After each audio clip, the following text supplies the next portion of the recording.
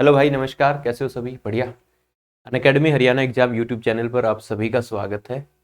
प्यारे बच्चों, आज की इस वीडियो में हम बात करने वाले हैं एस्टेट पीआरटी का जो एग्ज़ाम होना है, मतलब एस्टेट का भी एग्ज़ाम होना है। उसके अंदर जो पीआरटी के अंदर जो ईवीएस पूछी जाती है, 30 मार्क्स की जो ईवीएस पूछी जाती है, 30 नंबर की ईवीएस होती है बच्चों। सिलेबस आपको पता ही होगा, 30 नंबर की सीडीपी होती है, दो 15-15 नंबर के लैंग्वेज होते हैं, मैथमेटिक्स होता है, रीजनिंग होता है, और 30 नंबर का बच्चों मैथ और ईवीएस, ये दो एक्स्ट्रा आते हैं। बाकी तो 90 नंबर का जो कॉमन पेपर होता है, सबका वही कॉमन पेपर होता है। तो 30 नंबर में आता है आपका क्वांटिटिव एप्टीट्यूड आता है, यानी कि मैथमेटिक्स आता है। और बच्चों 30 नंबर के अंदर आपका क्या आता है? ईवीएस आता है, एनवायरमेंटल स्टडीज आता है। ठीक है, इसी ईवीएस के बारे में हम बात करेंगे कि ईवीएस के अंदर आपको क्या क्या पढ़ना है, एनवायरमेंटल स्टडीज के अंदर आपको क्या क्या पढ़ना है। पूरा कंप्लीट हम लोग टॉपिक वाइज डिस्कस करेंगे, कौन कौन से टॉपिक आपको पढ़ने चाहिए, पूरा का पूरा एनालिसिस करेंगे, कहाँ से सवाल बनते हैं पेपर के अंदर, किस तरीके से आपको पढ़ना है, कौन सी किताबें फॉलो करनी है, सभी चीज़ों के ऊपर चर्चा करने वाले हैं। एक एक करके देखते हैं बच्चों। सबसे पहले हम आते हैं टॉपिक्स के ऊपर आते हैं कि सर कौन कौन से टॉपिक है जो हमें पढ़ने चाहिए, हमारे लिए इंपॉर्टेंट है। तो जहां जहां से प्रीवियस पेपर, सबसे पहले तो आप लोग क्या करें, बच्चों, जितने भी प्रीवियस पेपर हुए हैं, है ना, जितने भी पिछले पेपर हुए हैं, वो सारे के सारे पिछले पेपर को सोल्व करें। एटलीस्ट पिछले 5 सालों के पेपर को तो सोल्व ही करें, है ना। पिछले पेपर, जितने भी पिछले पेपर हुए हैं उनको जरूर सोल्व करें। मैं आपको यही कराऊंगा इसी चैनल के ऊपर। अगर आप लगातार मेरे साथ बने रहते हैं इस चैनल पर, तो हम लोग सारे पेपर करेंगे, जितने भी पिछले पेपर हुए हैं सभी पेपर को डिस्कस करेंगे। इससे क्या होता है सर, इससे अपने को आइडिया लग जाता है कि भाई अपना किस तरीके से सवाल पूछा जाएगा, कौन से टॉपिक से सवाल पूछे जाते हैं और किस टॉपिक से कैसे सवाल पूछे जाते हैं। और उन्हीं पेपर्स का, उन्हीं प्रीवियस ईयर क्वेश्चंस का एनालिसिस करके मैं आप लोगों के सामने ये सिलेबस लेकर के आया हूँ कि आपको कौन कौन से टॉपिक पढ़ने चाहिए। पूरा कंप्लीट टॉपिक वाइज आपको सिलेबस यहाँ पर बताऊंगा। बस वही टॉपिक पढ़ोगे, आपका आराम से 30 में से आपके 26, 27, 28 नंबर आ जाएंगे। कोई मुश्किल नहीं होता। ईवीएस एनवायरमेंट का मतलब ही होता है अपने चारों तरफ का आवरण, है ना। एनवायरमेंट का मतलब होता है अपने चारों तरफ का आवरण। चारों तरफ क्या क्या चीजें अपने को सब वही वही पढ़ना होता है, कोई एक्स्ट्रा कुछ भी चीज नहीं है बच्चों। ये सारी वो चीजें जो आपने पढ़ी है, ठीक है। आप लोग अगर फर्स्ट क्लास से लेकर के, फर्स्ट क्लास में तो होता होगा नहीं होता होगा बच्चों, 6 और 7th क्लास तक की जो एनसीईआरटी पढ़ोगे ना, ईवीएस की एनसीईआरटी पढ़ोगे, उसके अंदर सारा ही आ जाएगा आपका, ठीक है। हालांकि 5th क्लास तक होता है एनसीईआरटी में ईवीएस, बाद में एसएस आ जाता है, तो एसएस के अंदर कुछ टॉपिक्स मिलेंगे आपको। वो मैं सारे आपको यहाँ पर समय समय पर बताता रहूंगा जब तक अपना पेपर आएगा। मैं हमेशा पेपर, जब तक पेपर आएगा हम लोग लगातार कनेक्ट रहेंगे एक दूसरे के साथ। जो भी आपको जानकारी चाहिए आप वीडियो में कमेंट के नीचे लिख सकते हैं, आपको हर प्रकार की जानकारी यहाँ पर मिलेगी। जो भी टॉपिक आपको समझना है, किसी भी चीज़ के बारे में, आपको एस्टेट के बारे में, कुछ भी टीचिंग एग्जाम के बारे में, आप कोई भी टीचिंग एग्जाम देना चाहते हैं उसके बारे में जो भी आपको जानकारी चाहिए, आप कमेंट बॉक्स में कमेंट कर दीजिएगा। हम बहुत जल्दी उनके ऊपर सारे के सारे डाउट आपके दूर कर देंगे। आइए बच्चों, आते हैं टॉपिक के ऊपर।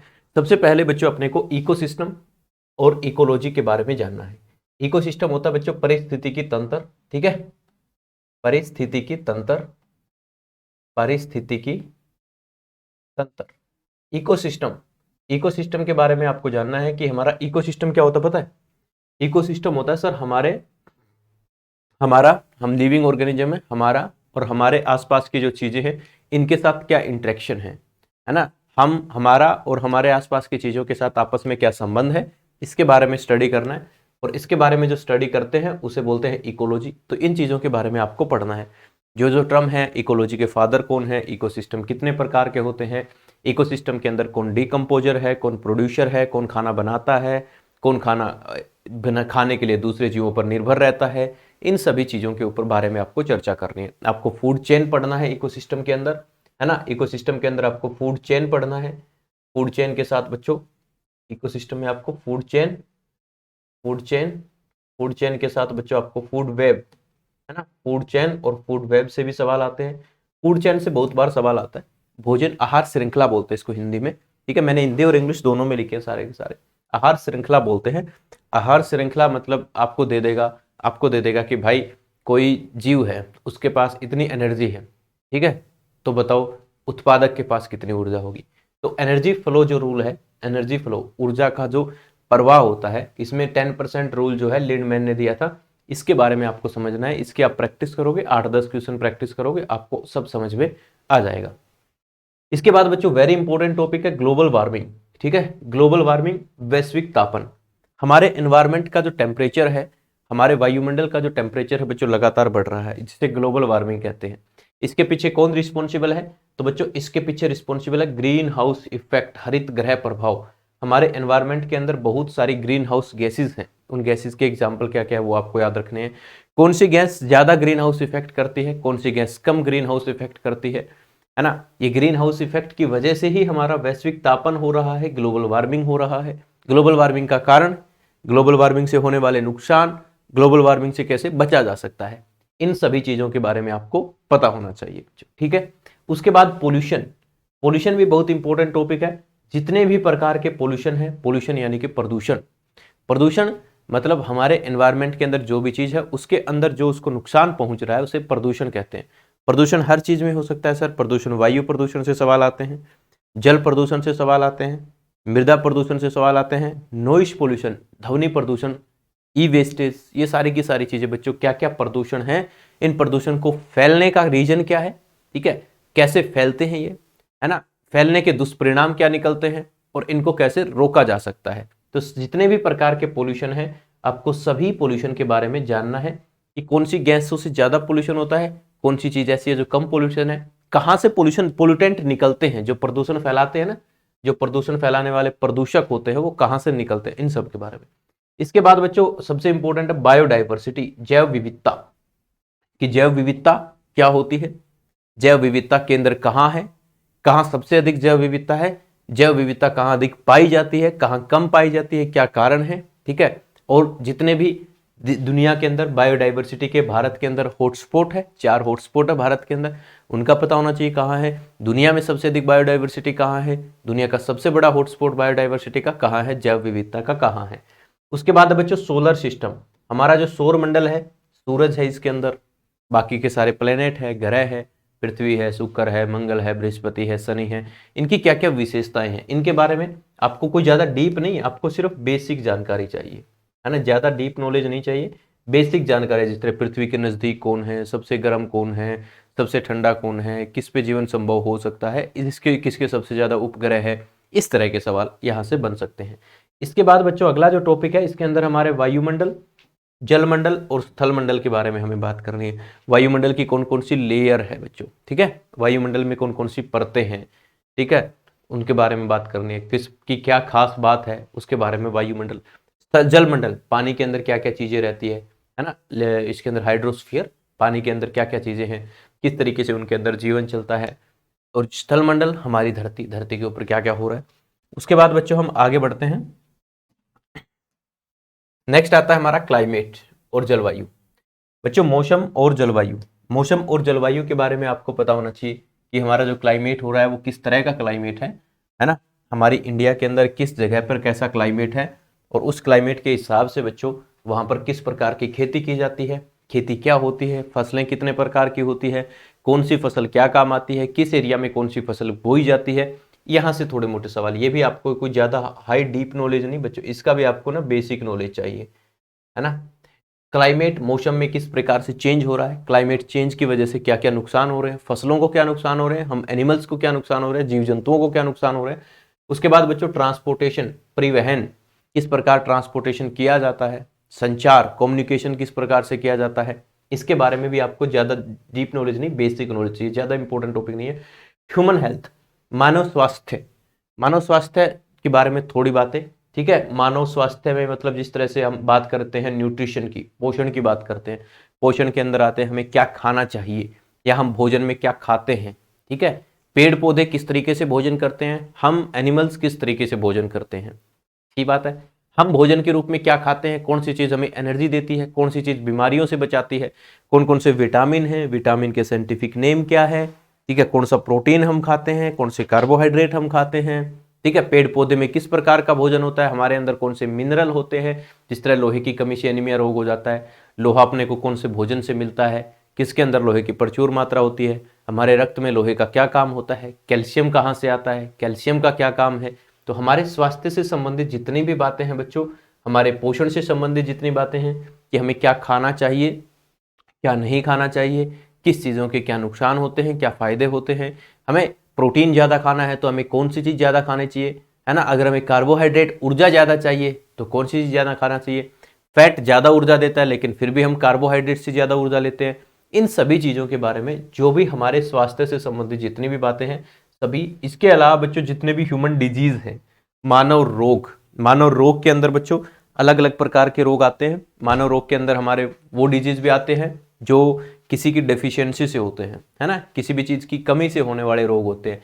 जिस तरह आयोडीन की कमी से घेंगा होता है, आयरन की कमी से एनीमिया होता है, ठीक है, इंसुलिन की कमी से क्या होता है, डायबिटीज होता है। तो कमी से होने वाले रोग आ जाएंगे इसके अंदर। और बच्चों जो कुछ और रोग है जो कमी से तो नहीं होते लेकिन कम्युनिकेबल है, एक व्यक्ति से दूसरे व्यक्ति में फैलने वाली बीमारियां हैं।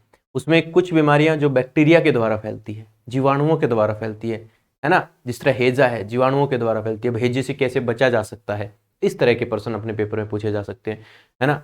टीबी है, ठीक है, कोई प्रोटोजोआ से फैलती है। मलेरिया है, प्रोटोजोआ से फैलती है, ठीक है। वायरस से फैलने वाली बीमारियां होती है, कुछ फंगस से फैलने वाली बीमारियां होती है, ठीक है। तो ये सारी की सारी चीज़ें, जिस तरह दमा है, अस्थमा, ये किससे फैलता है, फंगस से फैलता है। तो ये जो किसी से फैलने वाली बीमारी या किसी की डेफिशिएंसी से, या फिर सर हमारे शरीर के अंदर ही कोई चीज़ की मात्रा बढ़ जाने से या किसी चीज़ की मात्रा कम हो जाने से जो भी बीमारियां होती है, वो कौन कौन सी बीमारियां होती है, किसके कारण फैलती है, कैसे उनसे क्योर किया जा सकता है, कैसे हम उनसे बच सकते हैं, उन बीमारियों के दुष्प्रभाव से कैसे हम लोग बच जा सकता है, क्या उसके इलाज है, ट्रीटमेंट क्या है, इसके बारे में पढ़ना है। इसके बाद ऊर्जा के स्रोत, ऊर्जा के सोर्सेज क्या है बच्चों, ऊर्जा के सोर्सेज क्या है, हमें एनर्जी कहाँ कहाँ से मिलती है। जिस तरह सौर ऊर्जा है एक स्रोत अपना, ठीक है, डैम से, पानी से हमें ऊर्जा मिलती है। पवन ऊर्जा, विंड मिल, पवन चक्कियों से हमें ऊर्जा मिलती है।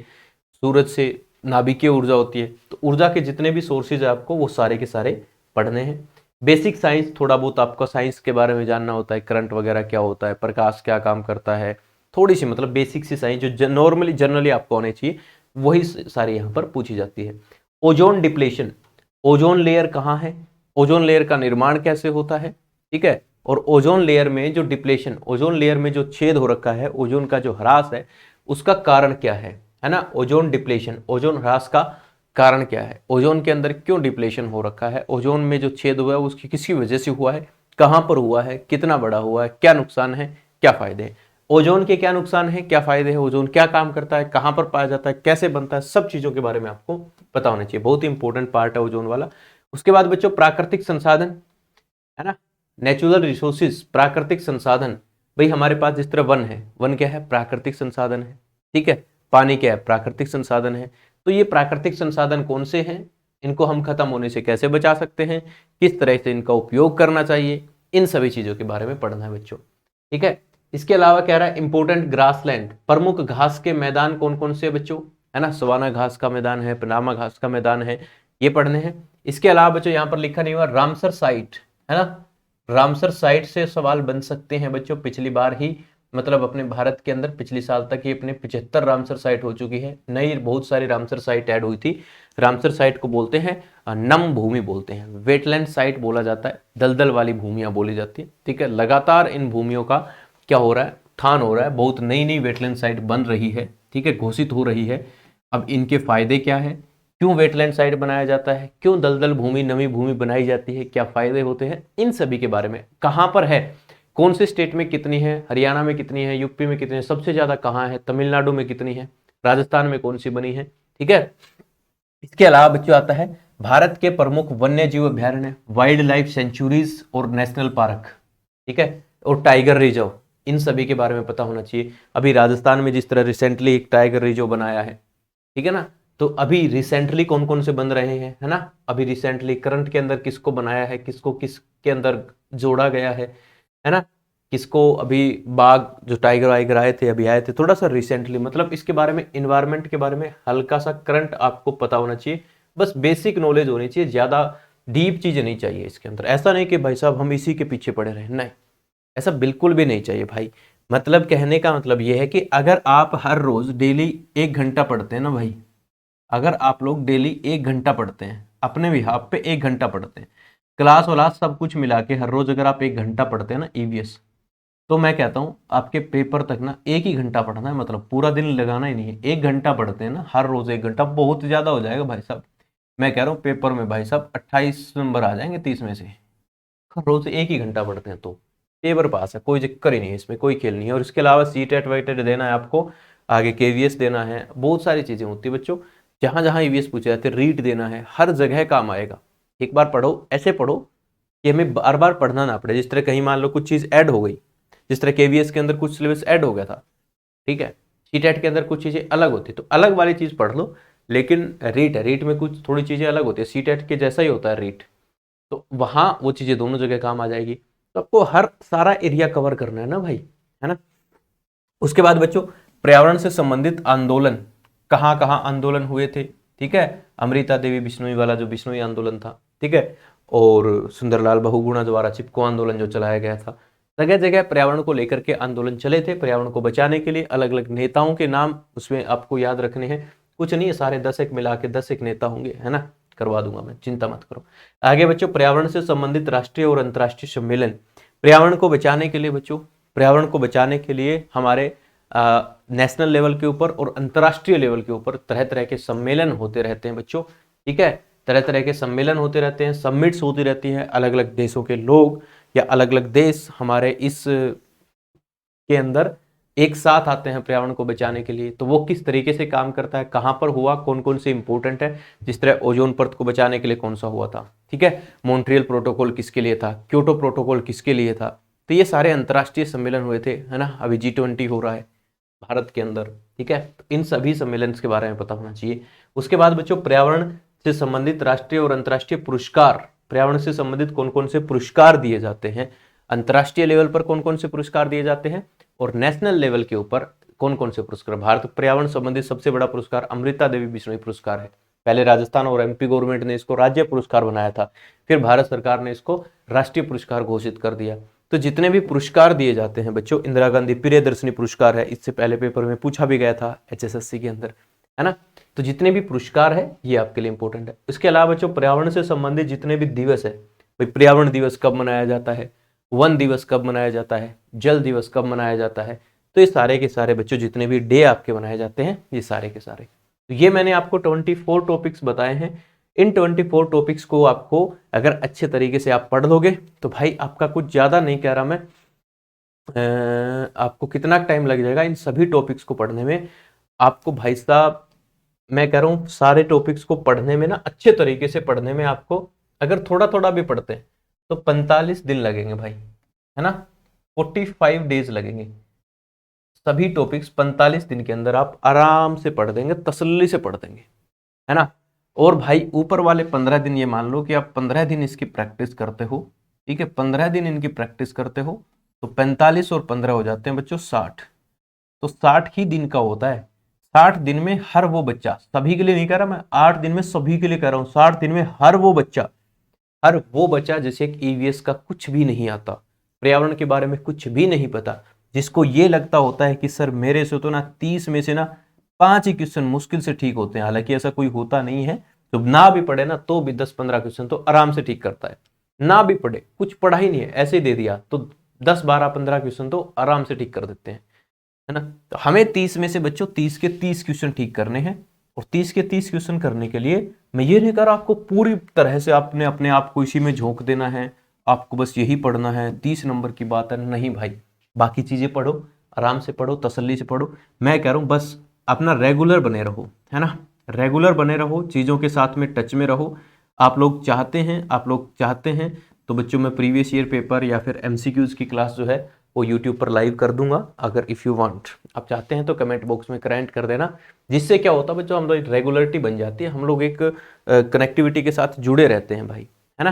तो यही चीज़ें होती है कि हम लोग एक साथ जुड़े रहते हैं, रेगुलर बने रहते हैं, तो इसका ये फायदा यही होता है, और कुछ नहीं है कि भाई अपने को एक्स्ट्रा कुछ नहीं पढ़ना है, बस एक बार कनेक्ट रहो। ईवीएस का तो इतना ही खेल है साहब, बाकी पढ़ो, आप मैथ पढ़ो, रीजनिंग पढ़ो, कि आप लोग मतलब डेली अगर मान लो हम लोग एक क्लास लेते हैं डेली, ठीक है, डेली एक क्लास लेते हैं, उसके अंदर मान लो हम 25, 30, 50, 25 से 50 के बीच में क्या करवाते हैं हम लोग, क्वेश्चन करवाते हैं।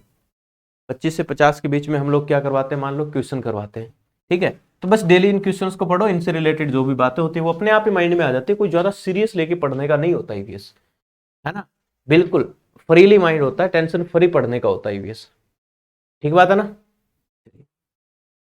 ओके, तो भाई आप सभी को एक और बात बता दूं बच्चों, एस्टेट के लिए हमारी क्लासेस जो है वो आज से स्टार्ट हो जाएगी।